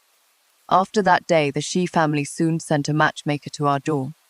The betrothal was arranged without difficulty. Everyone in the capital was astonished. After all, they had all expected me to marry Pei Yanxi. But I did not.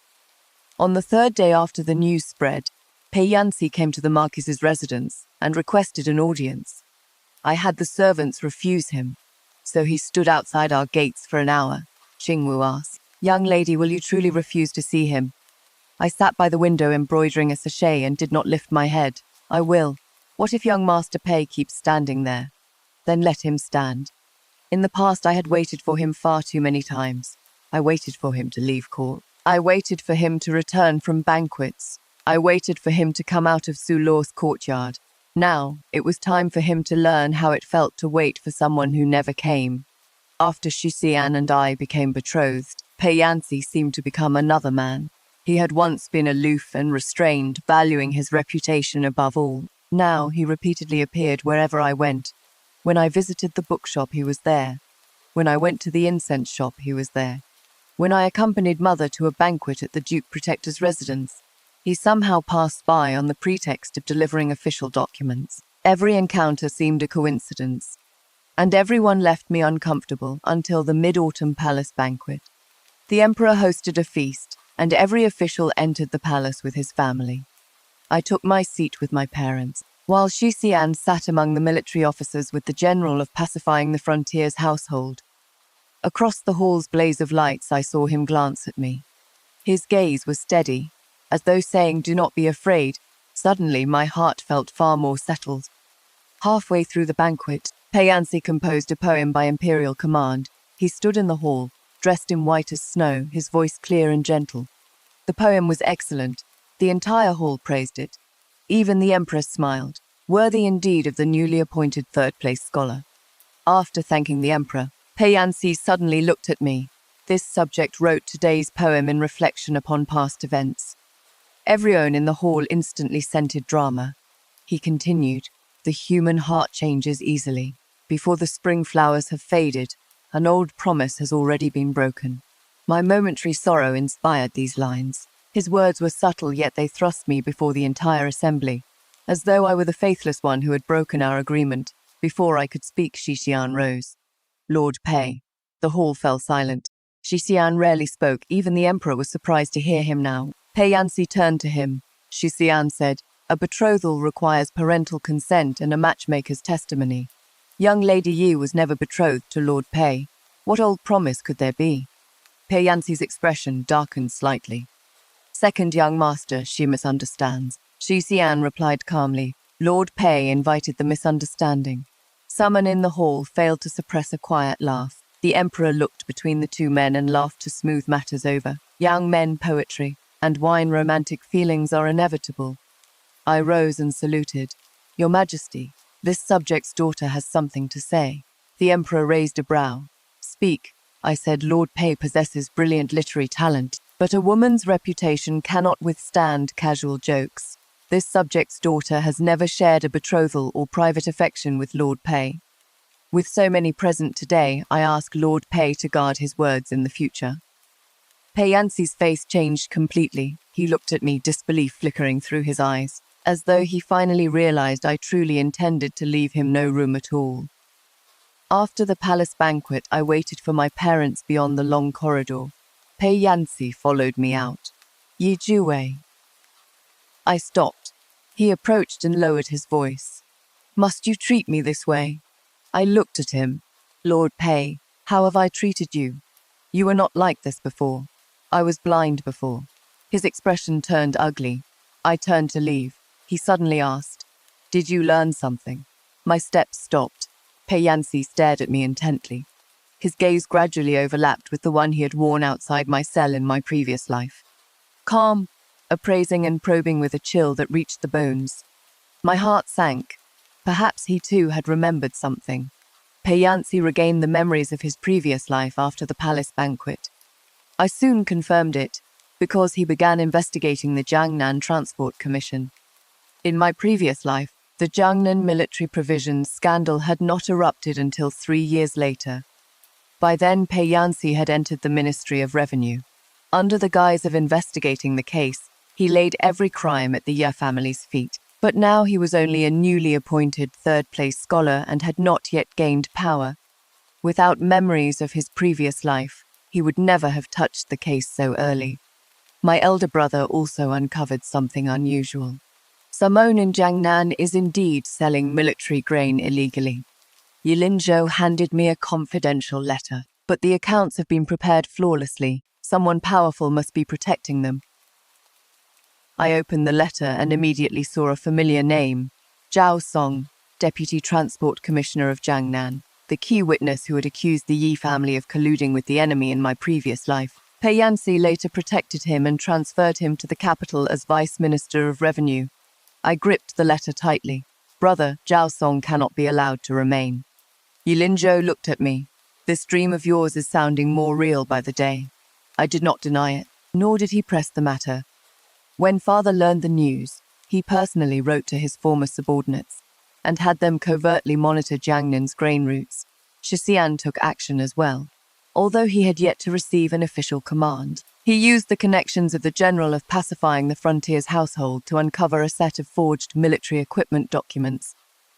Had those documents appeared somewhat later, they would have been linked to the Jiangnan provisions case and become ironclad evidence of the Ye family's collusion with the enemy. Looking at those familiar methods of entrapment sent a chill down my back. As expected, Pei Yanxi had no intention of sparing the Yi family. In my previous life, he harmed me for power. In this life, because I would not marry him, he was even more determined to destroy me. Because I knew too much, and because he could not tolerate events escaping his control, Xixian sat opposite me and refilled my hot tea. Do not be afraid. I looked up at him. You always tell me not to be afraid. He said, because I am here. 4 simple words, yet they made my heart ache. In my previous life, someone had also told me not to be afraid. When Pei Yanxi said it, he meant for me to close my eyes and follow the path he had laid out. When Xixian said it, he stood at my side and looked ahead with me to see what waited there. I lowered my head to drink my tea, hiding the moisture in my eyes. Xixian, yes, if this case runs deep, it will drag you down as well. He looked at me, and it is not too late to regret your choice. He suddenly smiled. It was a faint smile, but a beautiful one. Yijue, our betrothal documents have already been exchanged. It is too late for regrets. Then smiled as well. He was normally a man of few words, but when he did speak, he always sent warmth striking through my heart. Outside, Qingwu coughed softly. Only then did I realize I had been sitting face to face with my fiancé. For too long, my cheeks grew warm. The tips of Xiaxian's ears also reddened, but with perfect seriousness, he still pushed a small box toward me. This bracelet belonged to my mother. I opened the box. Inside lay a lustrous white jade bracelet. For me, yes. Why give it to me now? He was silent for a moment. Because I fear you will dwell so much on the suffering of your previous life that you forget someone is waiting for you in this one. Looking at the bracelet, I could no longer stop my eyes from reddening. Pei Yanxi began actively seeking me out in the 11th month. He invited me to the Plum Manor outside the city. The letter was very brief. If you wish to save the Yi family, come and meet me. I did not go. Xixian went instead. When he returned, a little blood stained his sleeve. I was startled. Where you hurt? It is not mine. Xixian's voice was as calm as if he had just finished a cup of tea. Pei Yanxi brought men. Yes. What did he want? He asked me to disappear. My heart tightened. Xixian looked at me and added softly, he failed. Despite my anger, I laughed. You are joking at a time like this. I did not want you to worry. I lifted his hands and examined them. Only after confirming there were no wounds did I breathe in relief. Xixian allowed me to turn his hands over and over, his gaze impossibly gentle. Shui. My hand stopped. It was the first time he had called me that. I looked up, Xixian said. He remembers as well. I had expected it, yet my heart still sank. What did he say? He said you were meant to be his wife, the Ye family was meant to serve him, and I had stolen his fate. I sneered. His fate? What a convenient excuse for his greed. Xixian looked at me. He also said that although you hated him in your previous life, you still remained beside him for 10 years. He does not believe you can truly let go. I fell silent for a moment. Suddenly, I found it very amusing. A man like Pei Yanxi would never understand the difference between companionship and captivity. I had stayed beside him for 10 years in my previous life, not because I loved him deeply, but because I could not escape. He believed that was his victory. Naturally, in this life, he could not believe I would reject him. I asked Xiaxian, "Do you believe it?" He asked in return. "Believe what? That I have truly let Pei Yanxi go?" Xixian watched me quietly. "I do not need you to prove that." I paused. He continued, Whether you once hated or resented him, all of that belongs to your past. I ask only that you be willing to look at me from now on." He spoke so softly, yet the words carried more weight than any promise. I suddenly stepped forward and embraced him. Xixian's entire body went rigid. A moment later, he carefully returned my embrace, Juwei. I buried my face against his chest. "Xixian, from now on I will look only at you." His breathing faltered noticeably. Then he answered in a low voice, "Good." Beyond the window, snow fell without a sound. At that moment, I suddenly realized that returning to this life was not only about revenge, it was also to teach me how it felt to be truly cherished. At the beginning of the 12th month, the Jiangnian Transport Commission entered the capital to report on its duties. Zhao Song came as well. In my previous life, he had been Pei Yanxi's most important pawn.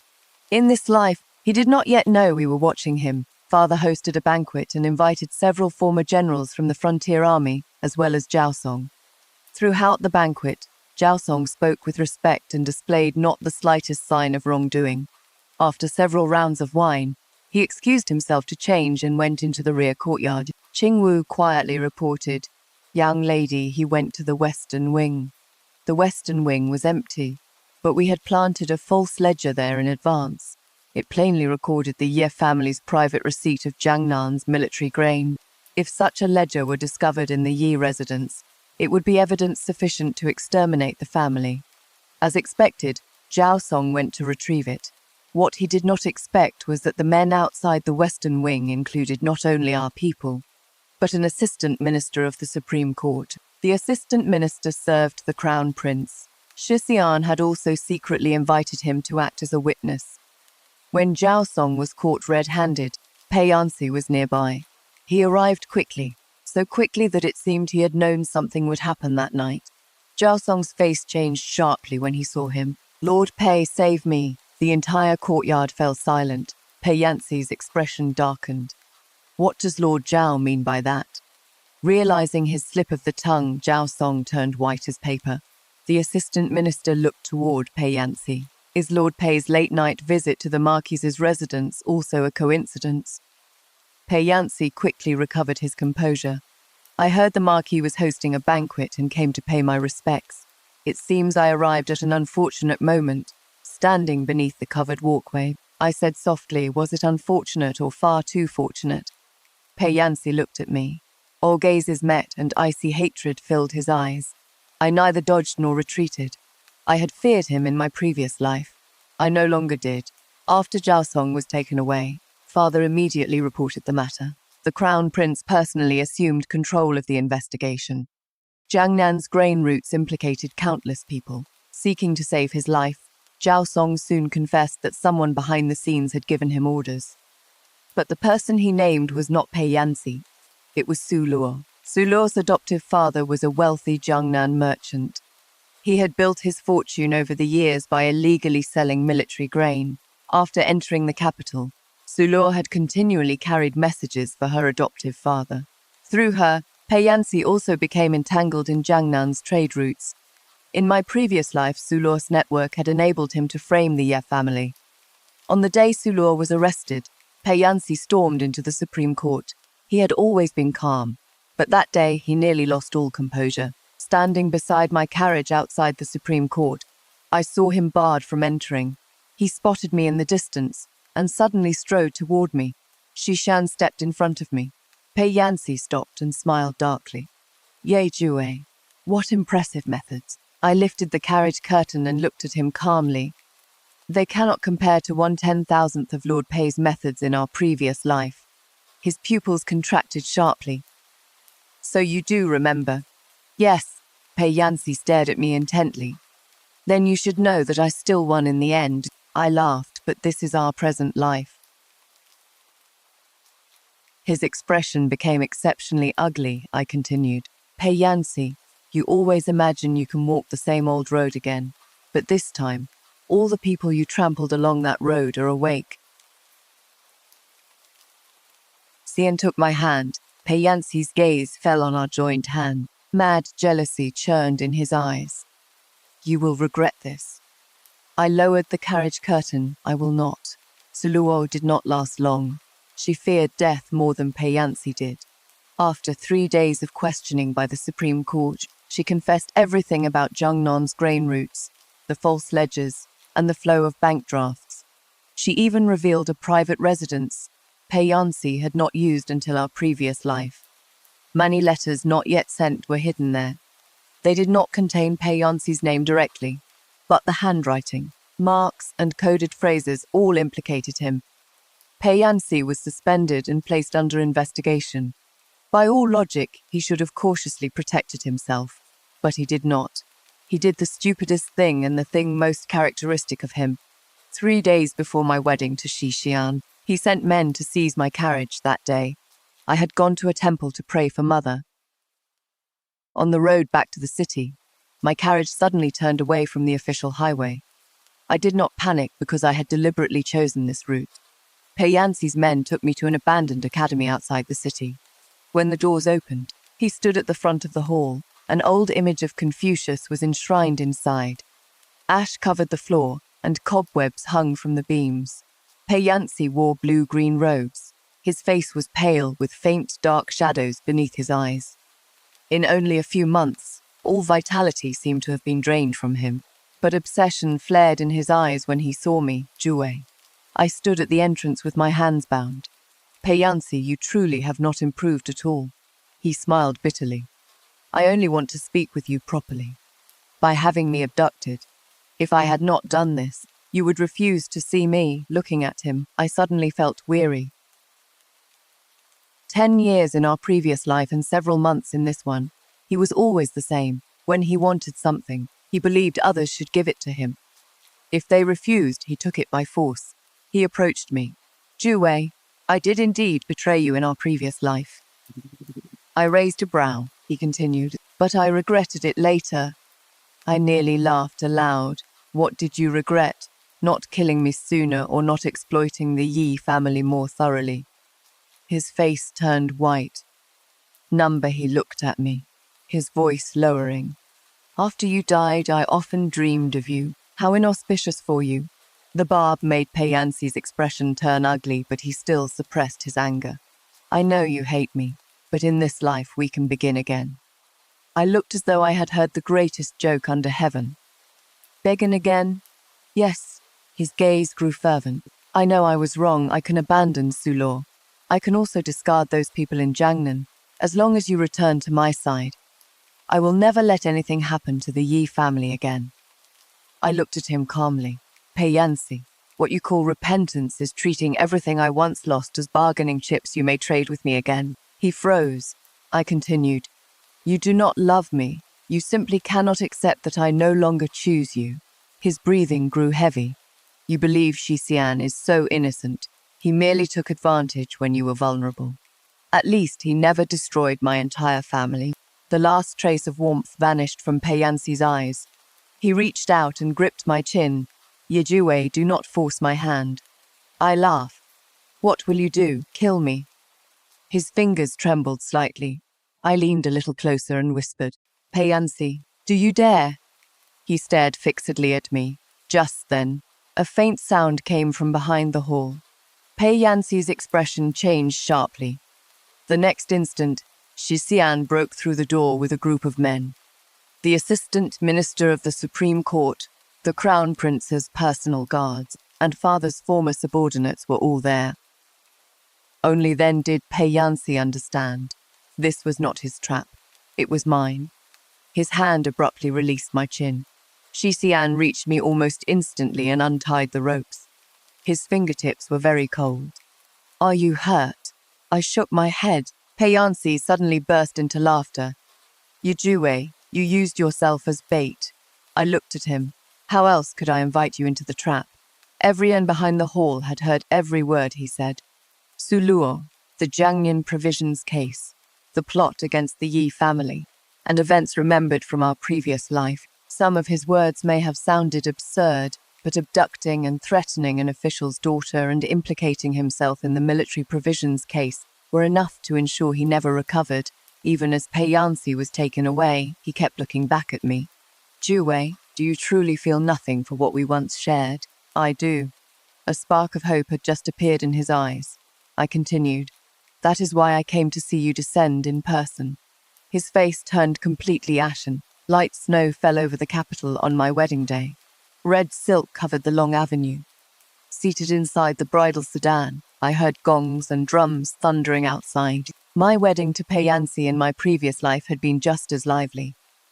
At the time, my heart had overflowed with joy, and I believed I would enjoy a lifetime of happiness. Now, as I married again, my heart was very still. Not because I felt no joy, but because I finally understood that marriage was not a rush toward an illusion. It was choosing someone who could walk beside you. When the sedan stopped, Xixian personally came to help me down. His palm was warm and slightly damp with sweat. Through my red veil, I asked softly, nervous. He whispered, yes. Xixian, not even battle makes you nervous. Marrying you is different. I could not suppress a laugh. When we bowed in the wedding ceremony, father sat in the place of honor. Brother stood to one side. His eyes were somewhat red, though he pretended nothing was amiss. I knelt and bowed my head to the floor. With this bow, I honored my father and brother's safety in this life, and allowed their souls from our previous life finally to rest. When the rites concluded, Xixian led me into the bridal chamber. As he lifted my veil, I saw the light in his eyes. Bright and solemn, yet concealing a cautious joy. I suddenly wanted to tease him. Husband, why are your ears red? He paused, and they grew even redder. It is hot, I nodded. I see. The charcoal fire in the room was indeed burning strongly, but he was so nervous that he did not know where to place his hands. I reached out and hooked a finger around his sleeve. Xixian, yes, you may embrace me. His breath stopped. A moment later, he leaned down and took me in his arms. Very gently, as though holding a treasure he feared he might damage. I closed my eyes and my nose suddenly prickled. Before dying in my previous life, I had believed I had been betrayed for my entire existence. Only now did I understand that it was not because I was unworthy of being cherished. I had simply given my true heart to the wrong man. Night deepened. Beyond the window, snow fell silently. Xixian removed my phoenix coronet and said softly, Jue, when something happens in the future, you need not carry it alone. I looked at our reflections in the mirror. The red candles illuminated his features and my tears. All right, I meant it with all my heart. Payansi's case was not decided until after the new year. The Jiangnan military provisions case implicated many people. Trying to escape punishment, Sulor implicated everyone she could. At first, Payansi denied everything. As each piece of evidence was presented, he finally had nothing left to say. The emperor was furious. Payansi's scholarly honors were revoked, and he was exiled to Lingnan. Sulor was also sentenced to exile for participating in the illegal sale of military grain. I did not go to see them off when they left the capital. Qingwu heard the news in the street. She said Sulor had wept terribly, cursing Payansi for ruining her the entire way. Payansi did not say a word, but as he passed through the city gate, he suddenly turned and looked back for a long time. I was trimming a potted begonia in the rear courtyard of the Shi residence. After sharing the news, Qingwu cautiously asked, Young lady, does it please you? I clipped away a withered leaf. Somewhat. She looked confused. I smiled. Avenging such a great wrong naturally brings satisfaction, but what happens to them now no longer matters very much. Qingwu only half understood. When Xixian returned that evening, I told him what had happened. He was cleaning his bow and looked up at the news. Should I send someone to watch them? I considered it, for a while. Not because I still cared about Payansi, but men like him did not surrender. I had to guard against him returning from the ashes. Xixian nodded. A moment later, he suddenly asked, Do you regret it? I looked at him. Regret what? The 10 years of your previous life. I set down the scissors, walked to his side, and sat down. I did. Xixian's gaze dimmed slightly. I took his hand. I regretted waking too late and destroying father, brother, and myself. But I no longer regret it. Why? I leaned against his shoulder, because without those 10 years I would never know how good you are. Xixian fell silent. After a long moment, he said softly, I would rather you had never suffered. My heart softened. then cherish me more in this life and consider it compensation. He nodded earnestly. I will, I smiled. This man truly agreed to everything by spring. The Jiangyan case was fully concluded. Father used the opportunity to petition the emperor proactively, reorganizing the frontier army's supply routes and asking to relinquish part of his military authority. The emperor approved. Brother also stopped escorting military equipment. He transferred to the Ministry of War to manage military supplies. One by one, we closed every path that had allowed our enemies to frame the Yi family in our previous life. Shixian was transferred into the Black Armor Battalion for his contribution to the investigation. Everything was changing for the better. 3 years later, I heard news of Pei Yanxi's death at our country residence. The miasma in Lingnan was severe. He fell ill during the 2nd year of his exile. Su Luo cared for him at first, but later took the little money he had left and fled with a merchant. Pei Yanxi chased after them and was mistakenly killed by mountain bandits. No one claimed his body. In the end, the authorities buried him hastily. Qingwu spoke of it with a sigh. Young Master Pei was once so glorious. Who could have imagined such an ending? I was sewing a little tiger cat for my daughter. At those words, my hands paused. Shixian entered carrying our daughter. The little girl had just learned to speak. The moment she saw me, she reached out to be held. Mama! I took her into my arms, my heart melting completely. Her eyes and brows resembled Shixian, while the tip of her nose resembled mine. When she smiled, the entire room seemed to brighten. Shixian glanced at Qingwu. Understanding at once, Qingwu withdrew. He sat beside me and asked quietly, "Are you sad?" I shook my head. I merely feel that one truly cannot take the wrong road in life. Pei Yanxi had been given many opportunities. He possessed remarkable talent and brilliant prospects. If he had not coveted the Yi family's power, harmed loyal men, and treated sincere hearts as bargaining chips, he might have enjoyed a good end, but he insisted on possessing everything. In the end, he had nothing. Shixian took my hand. "It is all over." I nodded. "Yes, it is all over." That autumn, Father formally retired from his military duties as Marquis of Northern Pacification and spent his days in the capital raising flowers and fishing. Brother married the daughter of the Minister of War, and the couple lived in perfect harmony. Su Luo was later captured and returned to Lingnan. Her sentence was increased for fleeing penal service, and she died on the road to exile. As for Pei Yanxi, no one in the capital mentioned him any longer. When someone occasionally remembered him, they said only, "What a pity." But I felt no pity. Because in this life the Ye family remained. Father and brother remained. And the man I loved remained. On the night of the Lantern Festival, Shixian took our daughter and me to see the lanterns. The long avenue glowed bright as day. Perched on his shoulder, our daughter pointed at a rabbit lantern and giggled. Shixian bought the rabbit lantern and handed it to her. Then he lowered his head and asked me, "What do you want?" I looked at the lanterns filling the avenue. Finally, I shook my head. "I already have everything." His eyes smiled. "Will you not think again?" Looking at him, I suddenly said, "Then I want you to hold my hand." Shixian paused, then took my hand. People streamed along the street as fireworks soared, illuminating half the night sky. I remembered the snow inside the imperial prison in my previous life. At the time, I believed fate had granted me only cold and betrayal. Only now did I understand that no matter how bitter an old dream may be, it cannot cross into the present life. As long as I am willing to wake, turn away, and stop looking back. A bell rang in the distance. Our daughter had fallen asleep on Shixian's shoulder. He and I walked side by side along the avenue. Wind stirred the lantern light and 10,000 flames swayed. This time, I did not walk toward the man who offered me the jade hairpin. I walked toward the man truly willing to remain beside me for life.